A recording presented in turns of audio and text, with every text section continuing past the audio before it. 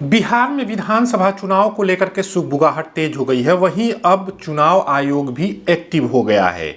इस महीने यानी कि जून महीने में चुनाव आयोग की बड़ी टीम बिहार का दौरा करेगी, यहां के अधिकारियों से मुलाकात करेगी।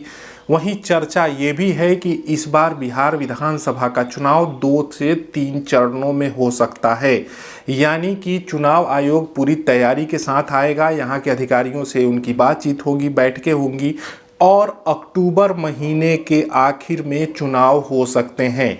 यानी कि आज से अब 4-5 महीने बचे हैं।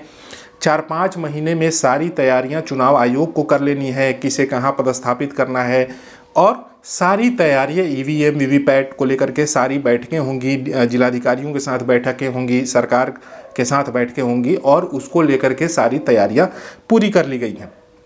22 नवंबर को विधानसभा का कार्यकाल खत्म हो रहा है। उससे पहले जो है ये चुनाव करा लेना होगा और रिजल्ट दे देना होगा। पिछली बार 10 नवंबर को रिजल्ट आया था, अक्टूबर के आखिरी में चुनाव हुए थे।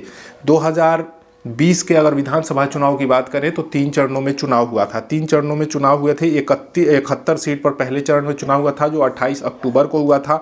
वहीं उसके बाद दूसरे चरण का चुनाव जो है वो 94 सीटों पर हुआ था जो 3 नवंबर को हुआ था। उसके बाद 78 सीटों पर चुनाव हुआ था जो 7 नवंबर को हुआ था और 10 नवंबर को इसका वोटों की गिनती हुई थी।